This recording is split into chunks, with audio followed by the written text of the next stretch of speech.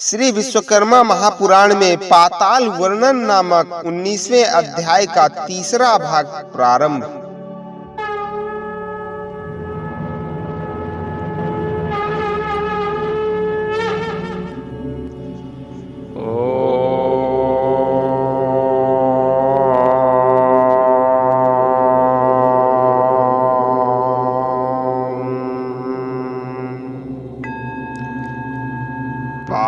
पातालानि समस्तानि वर्णयतां वदिताम्बर श्रुतं पूर्वाणि संक्षेपादधुना विस्तराद्।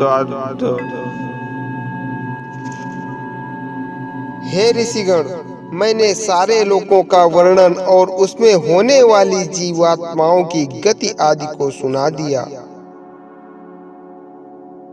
अंतकाल में अजामिल ने जब अपने पुत्र को बुलाने के लिए नारायण शब्द का प्रयोग किया तो वह सभी पापों से छूट गया। एक बार अनायास ही मुख से नारायण शब्द निकलने से जब इतना बड़ा फल देता है तो सच्चे हृदय से जीवन भर उन्हें स्मरण करने से यदि उत्तम गति प्राप्त हो तो इसमें कैसी हैरानी। अब इसे भी सुन लें। अपने पूर्व जन्म में इकट्ठे हर एक फल भोगने के लिए ही जीवात्मा को अच्छे बुरे कर्म का विवेक रखना चाहिए और सदैव इस बात का स्मरण रखना चाहिए कि संसार के कर्मों के कारण बंधन में रहा देह अपने कर्म का पालन करने के लिए अमुक कार्य करता है। उसे सदैव मैं कुछ नहीं करता इस भावना से काम करना चाहिए। ऐसा करने से अहंकार का नाश होता है। इससे कर्म का बंधन आत्मा का बाधक नहीं होता। निष्कर्म होकर प्रभु में आसक्त रहे, ऐसी मनोवृत्ति वाला जीवात्मा अंत काल में भी अपना चित्त प्रभु के चरण कमल में ही रखकर कर्म बंधन वाले नश्वर देह का त्याग करने पर पुनः किसी देह का आश्रय न लेकर प्रभु के अनन्य पद एवं मोक्ष को प्राप्त करता है। प्रभु की अनुपम लीला तथा अनेक प्रकार की सृष्टि वगैरह में रही प्रभु की शक्तियों का आदर करके उनमें अनन्य भाव रखकर उनकी आज्ञा के अधीन ऐसा मनुष्य उन प्रभु के प्रतीर्थ ही सब कर्म करे और उस तरह करके किए हुए किसी भी कर्म को मैं करता हूँ इस तरह न मानकर ईश्वर को अर्पण करे तो वह मनुष्य इस संसार सागर से तर जाता है।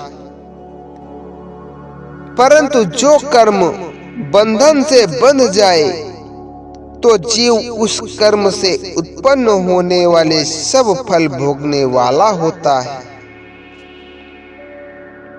उस जीव की ऊर्ध्व गति होती है तथा पृथ्वी से ऊपर के जो लोक कहे हैं उन लोकों में वह जीव अधूरे रहे हुए कर्मों के आधार से फिर जीवन धारण करता है।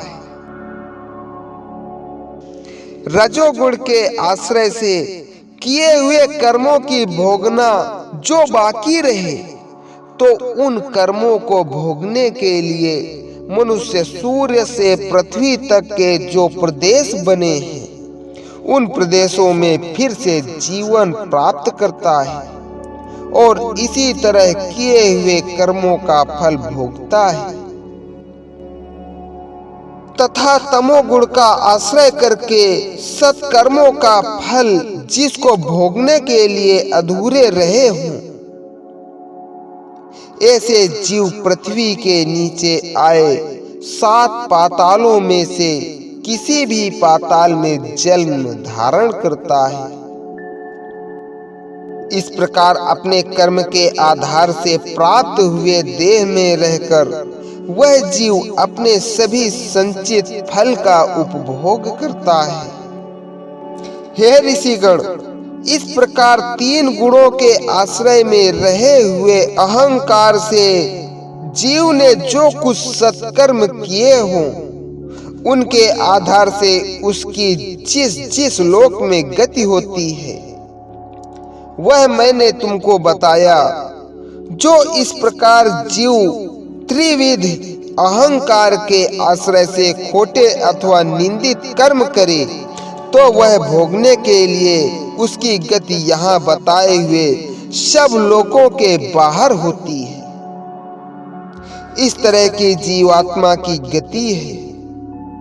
उत्तम कर्म के फल स्वरूप ऊपर के लोकों में गति करके जीव अनेक प्रकार के सुख वैभवों का उपभोग करता है, जबकि दुष्कृत्यों का फल भोगने के लिए जो जीवात्माओं की अधोगति होती है वह मनुष्य नरक के अधिकारी होकर नरक में निवास करते हैं तथा उस नरक की अतिशय ऐसी यातनाएं भोगता है।